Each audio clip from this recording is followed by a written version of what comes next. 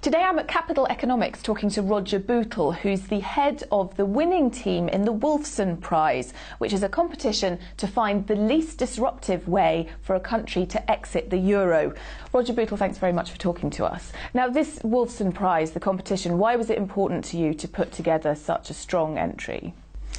I was fascinated by the question that Lord Wolfson posed, and as I thought about it, I quickly became aware that no one had really satisfactorily, even I think, attempted to answer it. And I thought we could learn a lot as well as contributing quite a lot in trying to answer it, and that's what we did. And talk me through your winning entry. Very briefly, a country wanting to leave the euro must prepare a plan in secret among a very small group of senior ministers and officials. Pretty much as soon as the plan is agreed, it must be enacted in order to prevent news leaking out. The banks will have to be closed over a relevant period, which is probably a weekend, and during that period capital controls will be in place.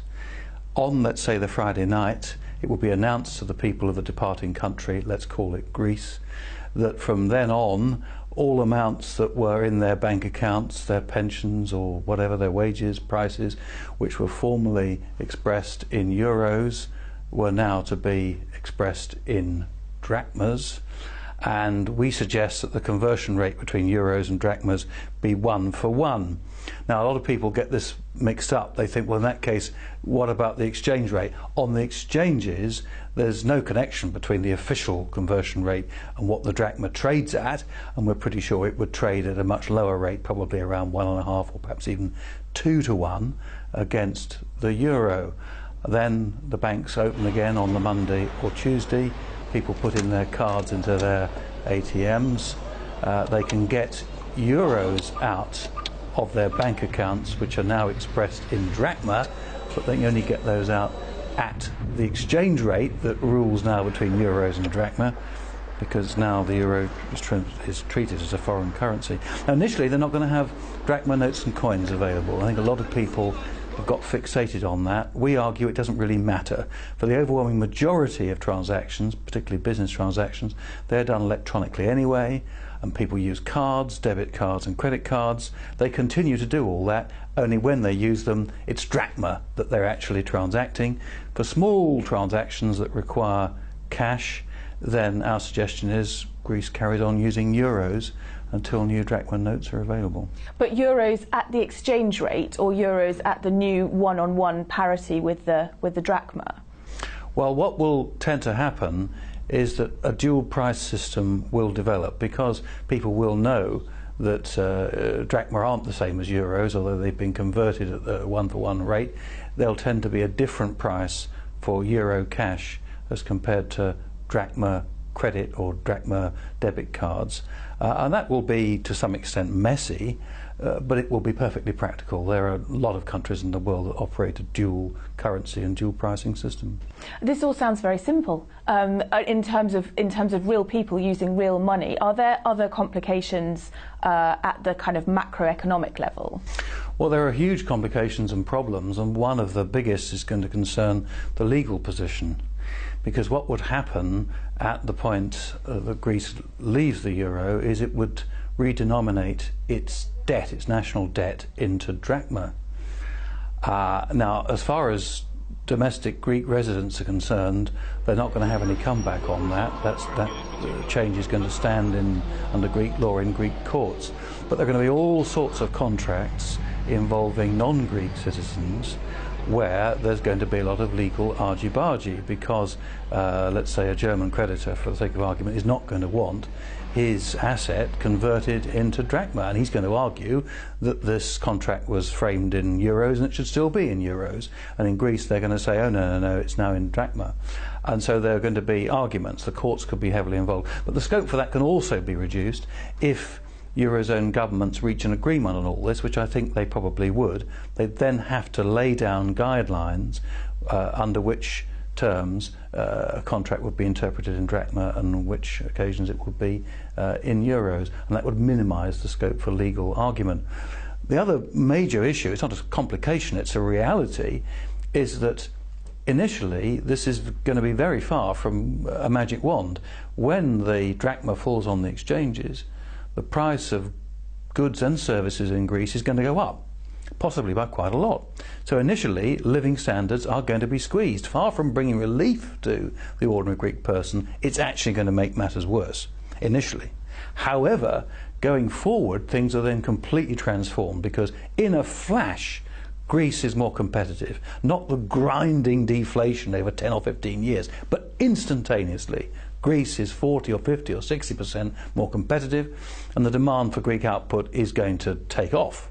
Now, it doesn't happen overnight, but in a matter of months, that will happen. Greek exports will start to rise, Greek imports will fall, and that will generate employment and more income in Greece. So there's a trade-off, a difficult period to go through first of all, in order to secure later greater prosperity. So if you compare that situation to the austerity that the Greeks are now facing, which would you say is a better plan? I think there's no doubt that Greece, in my view, needs to get out of the euro. I cannot see any way in which this current policy of austerity is going to bring any relief. For a start, this grinding process of trying to bring prices and wages down takes not years but decades to correct the sort of uncompetitiveness that Greece is going through. And what's more, it raises the real value of debt. So Greece and the other weaker members of the euro face not one key problem but two. They're uncompetitive, that's to say their costs and prices are out of line with other countries in the euro, and they're also saddled with very high levels of debt. The problem with domestic deflation is, in principle, admittedly very badly, but in principle it deals with one of these problems, namely the lack of competitiveness, but at the cost of making the other problem, debt, even worse. And what we're talking about is countries, not only Greece, but possibly other countries then leaving the euro after that. Europhiles seem to fear the breakup of the Eurozone like some kind of Armageddon. Do you think that's a realistic fear? Well, I think they're right to fear the breakup of the Eurozone because if Greece, for instance, were to leave, obviously we don't know how it would all work out, and I suppose it's possible that the rest of the Eurozone would then hang together, but I doubt it. I think if Greece leaves, before very long other countries will leave as well, and we'll end up probably with the peripheral countries, possibly all five of them, that's to say Portugal, Italy, Ireland, Greece and Spain, all outside the euro, possibly even joined by France, with some northern core remaining. So in terms of thinking what might happen, I think these people are absolutely right. With regard to the consequences, though, I think they're completely wrong, in the sense that you have to ask yourself, and the leaders of Europe have to ask themselves, how can you imagine prosperity and stability for Europe under the current setup? What is the mechanism through which countries that are at the moment mired in not just a recession, but frankly a depression, through which those countries can regain prosperity, economic growth and stability? I wish they could tell us something along that, because all I hear whenever they have a summit is they keep banging on about various forms of debt support and never about economic growth. Now, I don't think it's possible to imagine a return to economic growth in the current setup. By contrast, if the euro breaks, I can imagine economic growth. So far from being a disaster, I think it could be the major step that leads to the restoration of growth in Europe. And what about these attempts to shore up the Eurozone that we've seen recently? Another bailout for Greece, cheap money flooding into national banks from the ECB. Are they going to have any effect? Well, I suppose it's possible to keep the whole show on the road that way if the northern countries are prepared to carry on shoveling this money into the southern countries. Although, frankly, I think that there will come a limit, because eventually the sums involved are going to be absolutely enormous, and voters in the northern countries will say we don't want all this. But even if the continued shoveling of money does take place, which keeps the show on the road, again, that doesn't actually bring economic growth in the south. All it's doing is preventing a financial collapse, whereas these are countries that have undergone a very big drop in output and have got huge levels of unemployment.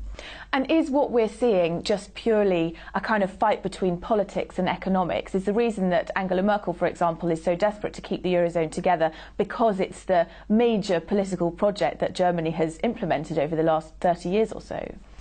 I think the politics and the economics are really very closely intertwined, and it's often difficult to work out where one stops and the other begins.